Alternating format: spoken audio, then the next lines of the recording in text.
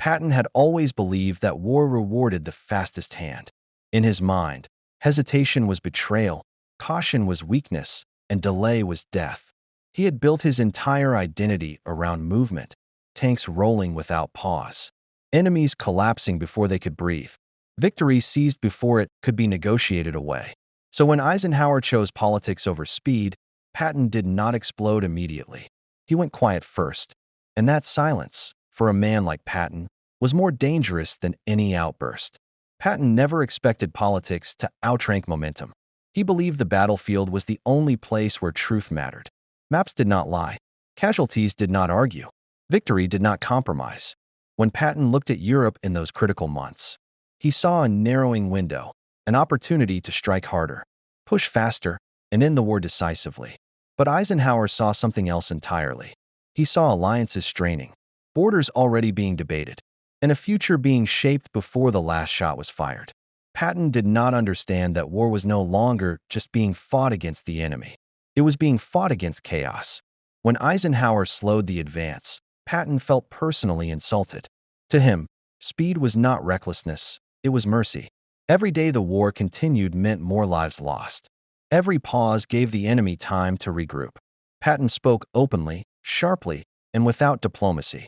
He said the war was being strangled by committees. He said soldiers were dying because politicians wanted clean maps and quiet negotiations. He said history would not forgive hesitation. These words were not shouted on podiums, but they were spoken in rooms where they traveled fast.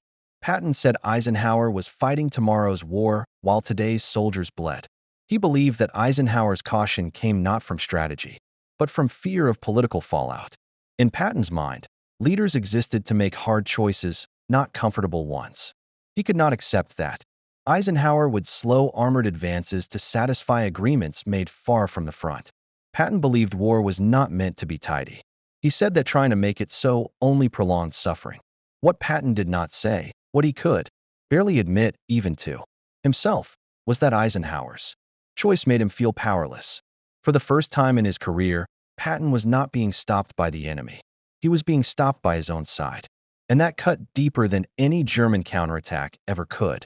He felt chained, not by terrain, but by caution. He believed victory was slipping away not because of resistance, but because of restraint. Patton spoke bitterly about borders that soldiers had not drawn. He questioned why lines on paper mattered more than lines at the front. He said that war was being paused so that men in suits could decide who would control what after the killing stopped. To Patton, that was backwards. You won first. You argued later. Anything else, he believed, was a betrayal of the men who had fought their way forward mile by mile. Patton said speed was the only language the enemy understood. He warned that slowing down would not preserve peace, it would plant the seeds of the next war. In private conversations, he predicted that political compromise would leave unfinished business. He believed decisive force now would prevent catastrophe later. These were not casual remarks. They were convictions forged over a lifetime of studying history and bloodshed. Eisenhower heard these words. He did not respond publicly. That silence infuriated Patton even more. To Patton, silence was avoidance. Eisenhower, however, understood that responding would turn disagreement into division. He allowed Patton to vent, knowing that public confrontation would fracture command. Eisenhower was not ignoring Patton.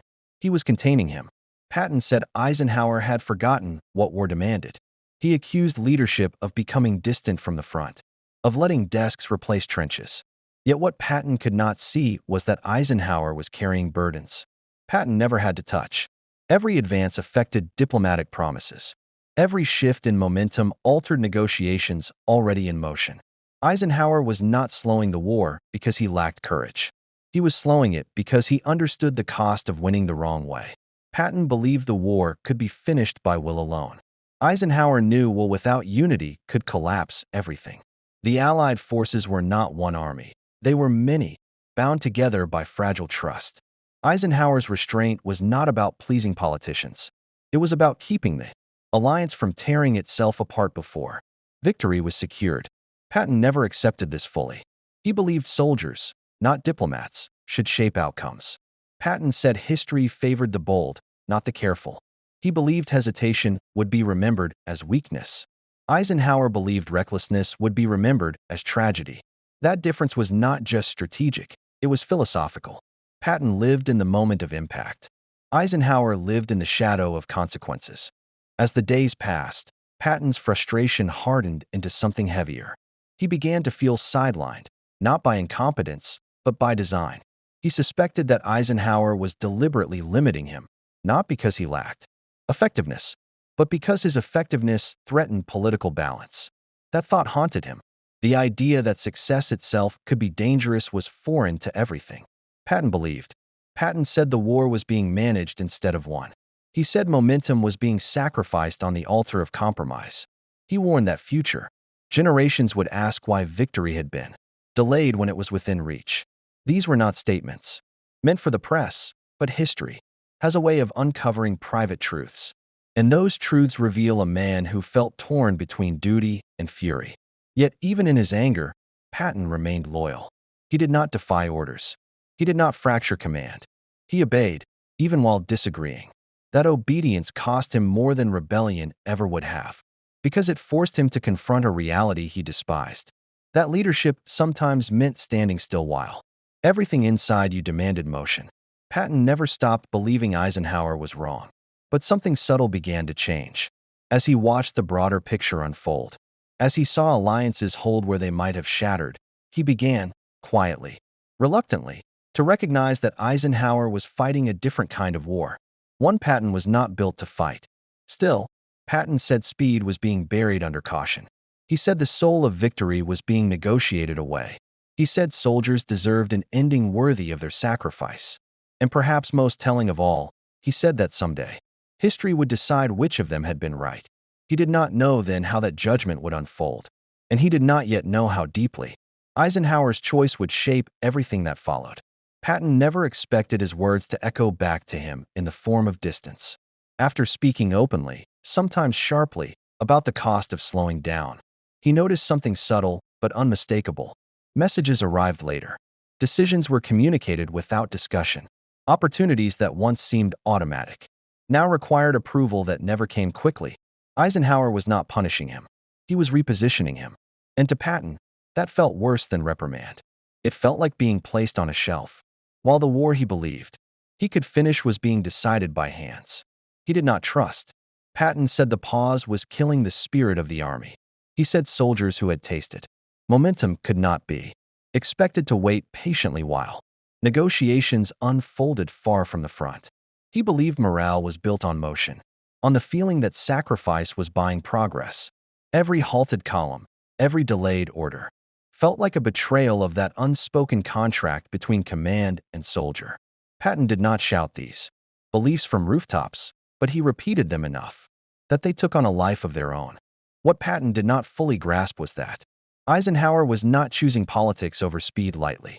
Eisenhower understood that every mile gained without consensus risked unraveling the alliance. He was balancing not only armies, but expectations of nations that feared domination as much as defeat. Patton saw tanks waiting for fuel and called it cowardice. Eisenhower saw trust waiting to be preserved and called it leadership. Patton said the war was slipping from the hands of soldiers into the hands of negotiators. He warned that once momentum was lost, it could never be fully regained.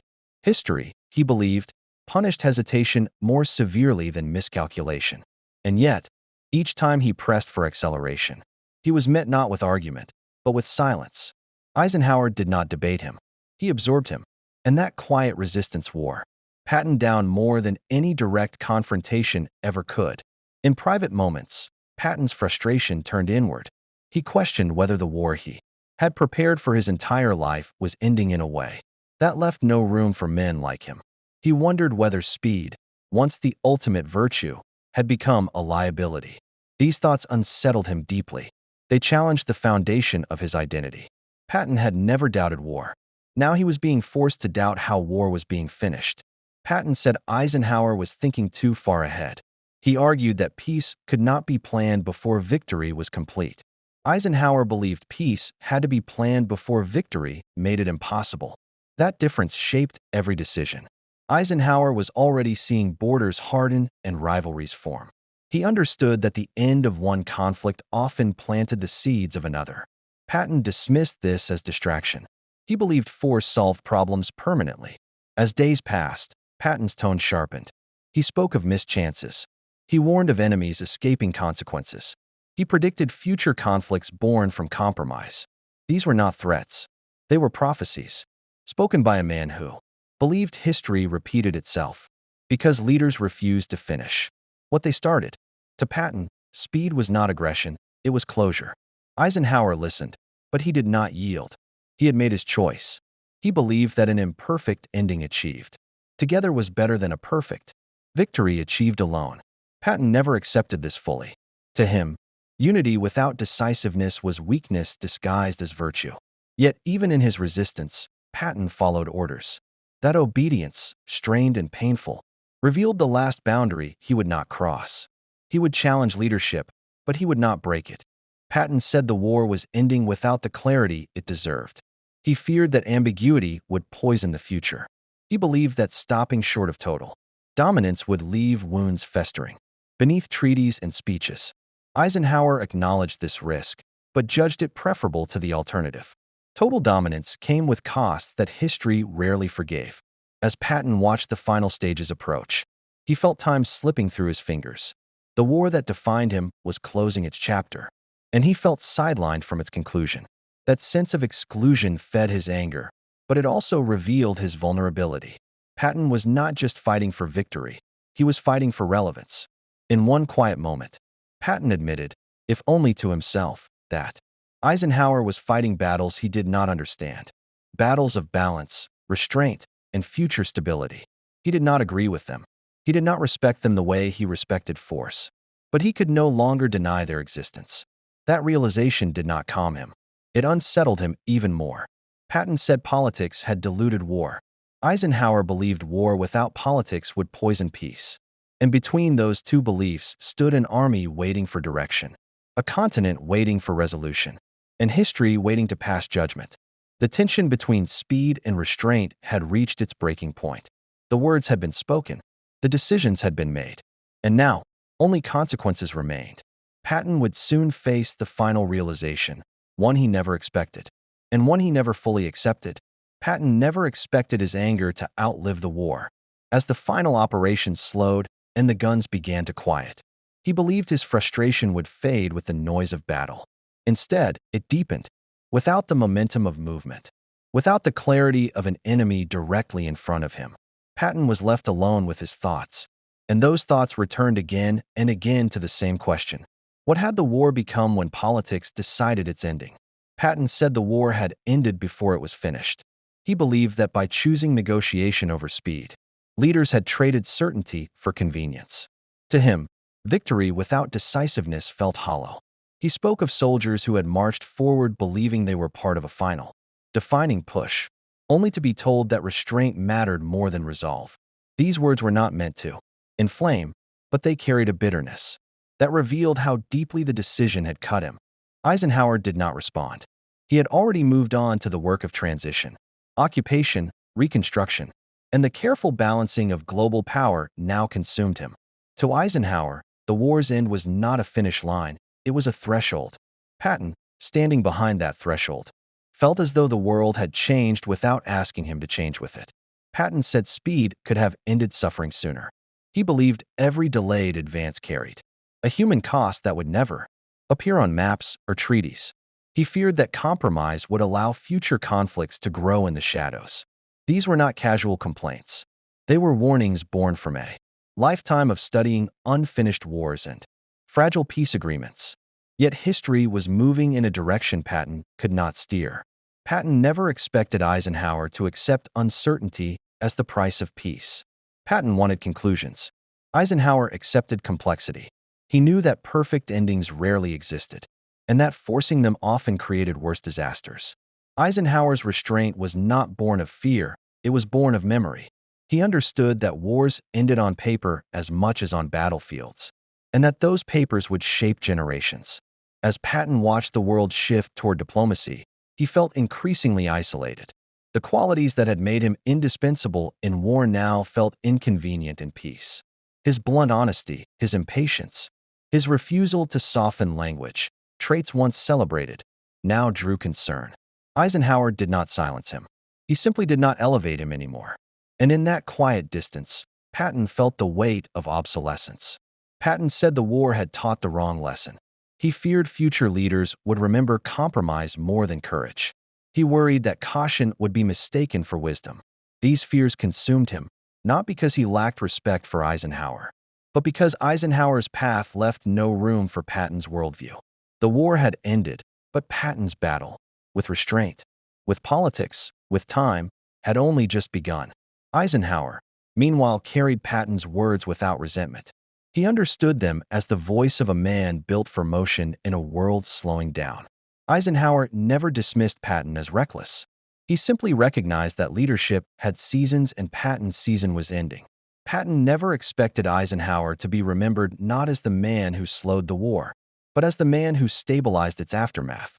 As years passed, Eisenhower's decisions revealed their weight. Alliances held. Reconstruction began. A fragile peace took root. None of it was perfect, but it endured. Patton would not live long enough to see how that endurance reshaped the world. In his final reflections, Patton did not recant his beliefs. He still believed speed was the soul of victory. But beneath the certainty, there was something else, a quiet acknowledgement that Eisenhower had been fighting for a future Patton could not imagine. That realization did not bring comfort, but it brought clarity. Patton said that war ended not when enemies were defeated, but when leaders decided it was over. Eisenhower proved that sometimes the hardest command was knowing when to stop pushing forward. Patton never fully accepted that truth, but history did. In the end, Patton's words became part of his legend, not because they were entirely right or entirely wrong, but because they revealed the cost of choosing restraint over instinct. Eisenhower's choice shaped the world that followed. Patton's protest reminded that choice was never easy. And so the war ended not with unanimity, but with tension between speed and patience, force and foresight, fire and control. Patton spoke for the warriors who wanted closure. Eisenhower decided for the world that needed stability. And history, as it always does, carried both voices forward, but chose which one would guide the future.